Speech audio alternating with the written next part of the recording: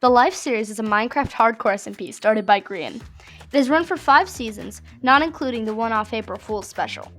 It's widely regarded as one of the best SMPs on YouTube. All of the members are skilled, but who is the best? Who is the most powerful PvPer, the most talented survivalist, and who can make the long-term plans to secure their victory? Today, I will give you answers. You may have seen Sodio's video on the subject, and I've decided he was very wrong. No hate, but times have changed. There's a whole nother season now. Disclaimer, this is just my opinion, and you are totally valid to disagree. Feel free to debate it in the comment section. Without further ado, here's every Life Series member ranked. Jimmy Solidarity. Is anyone even surprised? Solidarity Gaming, often called Jimmy or Timmy, is regarded as a poor player overall. He is placed last in every series except for Secret Life, where he placed second to last. His PvP skills are lacking, with 4 of his 9 kills being unintentional. He has a tendency to take stupid risks, and his limited life final death was just laughable. He fell off a red bridge with water in his inventory. What a way to go. LD Shadow Lady. Next up, we have Lizzy. She's only partaken in Last/Secret Life, and briefly took over for Pearl during Limited Life. She is the only other person to be out first, dying after being knocked into the void by Enderman. She is skilled at making alliances, but has a lack of experience compared to others. Her PvP skills are subpar, with only 6 kills, but she is careful. If only she had the gumption to back it up. Mumbo Jumbo. Next up, we have Mumbo. He, along with Lizzy, only partook in Last/Secret Life. He tends to have odd loyalty, choosing to throw all alliances in the trash the second he turns red. He just seems to throw end crystals around, not caring if the target is friend or foe. Despite his explosive exploits, he struggles with PvP. His bombs often fail, with only 5 kills over both seasons. His best placement was 15th, and he has the lowest average placement at 15.5. His survival instincts are pretty low, with his Secret Life final death being avoidable if he had been more cautious. Tango Tech. Tango is in 15th place. He's everybody's favorite game maker, being the creator of many of the server minigames. His kill style is quite unique, with 2/3 of his third life kills being a result of his dangerous games. He tends to have more brains than brawn, with not one of his kills being PvP. He is known for having rather disappointing final deaths, being blown up by his own trap in Last Life, killing his soulmate from across the server during Double Life, and taking a small hop off the hill to his death during Limited Life.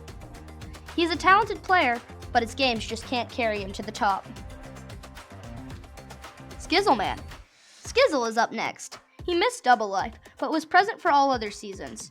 Unfortunately, he's rather prone to falling for traps, and is really gullible. He's seen as rather unthreatening, as he has died third to last in almost every season. He has a lack of impulse control and tends to get pretty heated. This makes him rush in, resulting in silly deaths.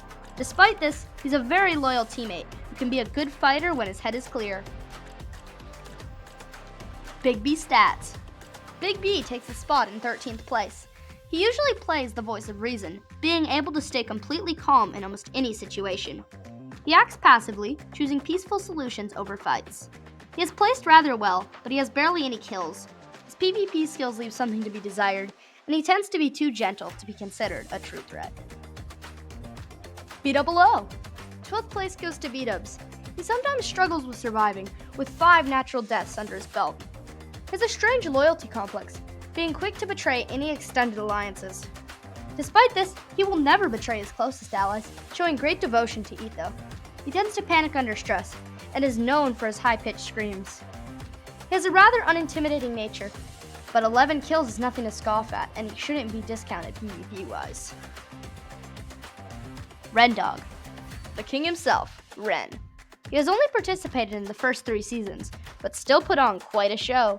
He made his debut as the Red King, proving himself to be a strong leader and intimidating force. He placed second in Last Life and has an impressive 14 kills. Sadly, he greatly struggles with basic survival, with 5 of his deaths being vanilla or trapped.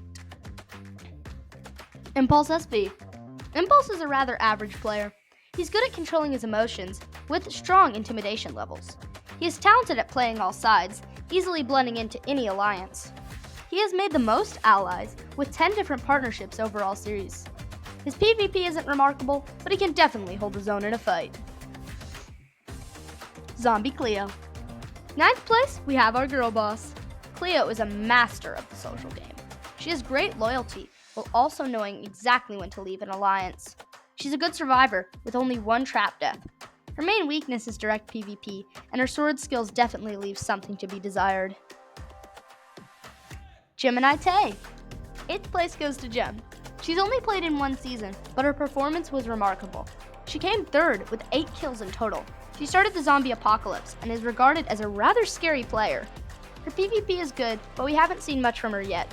Unfortunately, she just hasn't played enough seasons to rank her any higher. Pearlescent Moon. Next up, we have Pearl in 7th place. She joined in Last Life and can be considered the ideal survivalist.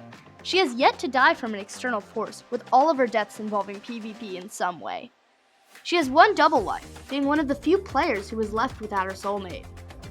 She is the only winner not to participate in every season, and has an impressive overall placement at 5th. Etho Slab. Etho takes the 6th spot. He is a smart player, and his reputation gives him a great deal of power on the server. He will never outright betray his core alliances, preferring to move carefully and cautiously. His Minecraft skills are some of the best, one example being the wither he killed during Last Life. He has only one death from vanilla Minecraft, and is widely regarded as one of the best players. Smallish Beans. Joel is up next. He becomes red fairly quickly, but when he does, he is a massive threat. He has a whopping 37 kills and little to no preservation instincts. He follows his blind rage into bad situations often.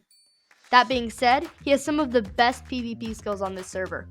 He is a force to be reckoned with when you get him in the right situation. In the Littlewood. And here we have Martin taking our 4th spot. He won limited life, choosing to attack the others instead of participating in the planned fight. He's a very chaotic player, often having volatile teams.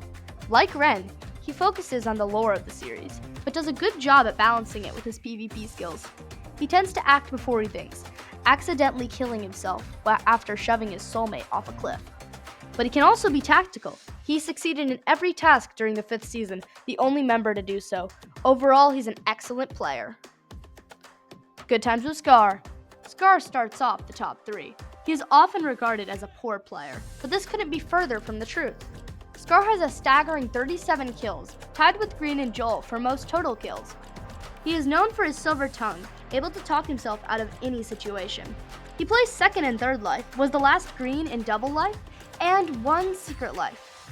He has incredible PvP skills, taking out all of Etho's lives during the 5th season. While being quite accident prone, he can still hold his own both against the environment and the players around him. Grian. And the creator himself takes our 2nd spot. Grian is a survivor at heart, often joining alliances just to strike out on his own. He is rather sneaky. He is not known for it, but is tied with Joel and Scar for most kills at 37. He has rather impressive PvP, as well as trap-making knowledge. He won 3rd life, getting the first ever kill in the life series. He and Scar were the last Grians on the double life server. He has never died before everyone has become red, and has killed one of his allies every single season. Because of his fickle loyalty, he often switches teams either after or while his old allies are still alive. Despite this, he is an impressive player. And the moment you've all been waiting for. The best player in the life series is Scott. He has the most total wins, both winning Last Life and co-winning Double Life. He has an impressive 22 kills and has proven himself to be a strong ally. He's the only player to have failed the Boogeyman curse, choosing instead to sacrifice his own life rather than killing a friend. He's a careful planner who has total control over his emotions. For example, all of his secret life deaths were given to allies to improve their situation. But that doesn't mean he can't fight. His PvP is almost unmatched, and not many dare to challenge him. All of these factors combine to make Scott the best player in the Life series. And there you have it, all 18 Life series members ranked. I hope you did enjoy this video. Please keep in mind this is just my opinion, so try not to get too mad in the comments section. Also, thank you for Sodio for this concept. I do enjoy a good debate, so feel free to discuss anything you want in the comment section. Thank you so much for watching. If you did enjoy and you'd like to see more from me, please subscribe. And that's it. Thanks for watching, and goodbye!